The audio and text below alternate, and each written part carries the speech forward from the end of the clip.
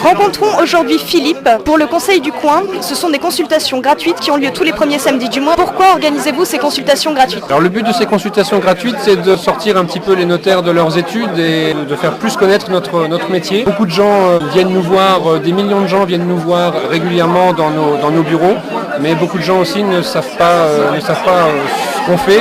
Et donc c'est l'occasion de leur expliquer qu'on donne tous les jours de l'année des conseils gratuitement et qu'il ne faut pas hésiter du tout à venir nous voir ces jours-là, mais aussi à venir nous voir toute l'année dans nos études, puisqu'on donne tous des conseils gratuitement sur plein de sujets. Sur quel sujet donnez-vous le plus souvent des conseils ? Ça peut être qu'est-ce qui va se passer quand je vais décéder ? Est-ce qu'il faut que je fasse une donation à mes enfants ? J'ai un problème avec mon voisin au sujet de la propriété du mur ou la propriété de la haie ?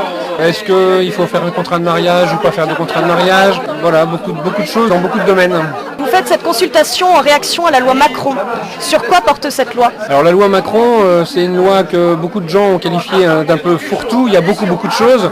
En ce qui concerne le notariat, il est prévu soi-disant une modernisation de la profession, alors qu'on est déjà une profession extrêmement moderne dans le sens où on a des outils technologiques très performants, d'actes électroniques, d'information de l'administration par des flux informatiques. Mais la loi Macron, elle a pour but de modifier de manière importante notre profession, dans le sens où elle envisage une modification des tarifs qui aurait comme conséquence de rapprocher les tarifs des actes qu'on fait signer par rapport à leur coût de production, ce qui aurait pour conséquence de baisser les tarifs pour les très grosses transactions, mais manifestement d'augmenter le coût de production, le coût pour les petits actes. Et donc on n'a pas envie que nos clients qui font beaucoup de petites transactions paient plus cher que maintenant. Ça aurait comme conséquence aussi certainement des modifications au niveau de l'emploi, puisqu'il y a certainement beaucoup de licenciements, beaucoup de réductions de contrats de travail en durée. Et puis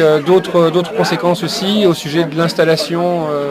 La loi Macron envisage une installation de notaires dans des endroits où il en manque. Comme ça, c'est pas forcément très gênant, dans le sens où si c'est vraiment à des endroits où il manque des notaires, on n'est pas forcément opposé à ça, mais faut pas que ça se fasse n'importe comment. Faut pas que n'importe quel diplômé notaire puisse s'installer n'importe où. Ça deviendrait extrêmement compliqué à gérer au niveau professionnel. Donc en gros, c'est pour éviter la concurrence déloyale en fait. Alors il y a une ouverture à la concurrence. La vraie volonté, c'est une ouverture à la concurrence. C'est ce que souhaite le gouvernement et les différentes commissions qui ont préparé ce projet de loi. On considère qu'on a une mission de service public, qu'on a un travail en rapport avec l'État et qu'on agit au nom de l'État et qu'on ne doit pas être soumis à une concurrence effrénée. Il y a déjà une concurrence entre notaires puisque les gens ont le choix d'aller chez l'un, chez l'autre ou chez un troisième. Mais ce qui est important, c'est qu'il y ait une égalité de tous par rapport au service public et que finalement le client, qu'il aille chez le premier, chez le deuxième ou chez le troisième, il paie la même chose, que ce soit le même montant.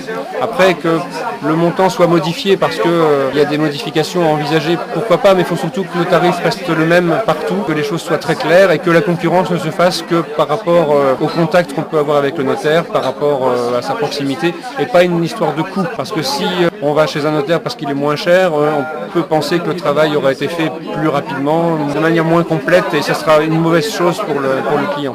Comment a été mis en place le Conseil du Coin ? Le Conseil du Coin a été mis en place à la suite d'une grande manifestation qui est organisée au mois de décembre par un notaire de la région de Nantes qui, en discutant sur des réseaux sociaux, a bien compris que finalement on n'était pas forcément notre rôle de conseil gratuit et notre profession était mal connue de beaucoup de Français et donc il s'est dit qu'il fallait sortir de nos offices notariaux pour aller à la rencontre de temps en temps, donc une fois par mois, aller à la rencontre des clients et leur expliquer qu'on conseille gratuitement. Et donc il a lancé ça dans un premier temps sans l'accord de nos instances professionnelles et donc ça s'est quand même fait malgré tout dans plusieurs dizaines de villes dès la première édition. Depuis nos instances professionnelles, le Conseil supérieur du notariat donc a validé cette opération. Les chambres départementales ou interdépartementales, donc les organismes régionaux ont validé aussi. Et du coup, maintenant, ça se fait tous les mois.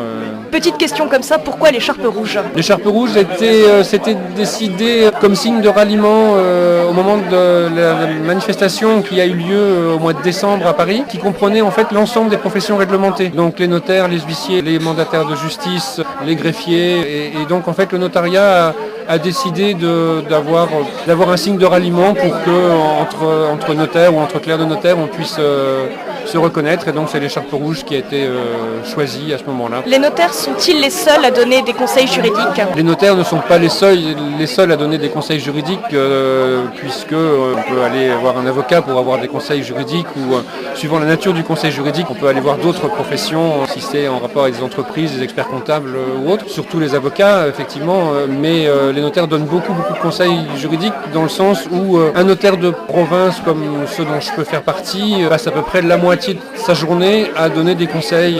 Alors je dis donner parce que nous on ne les fait jamais payer, contrairement à d'autres professions qui peuvent facturer leurs conseils. On donne à peu près pendant la moitié de la journée des conseils. Est-ce que c'est opportun que je vende ma maison? Est-ce que je voudrais en acheter une, mais comment ça va se passer?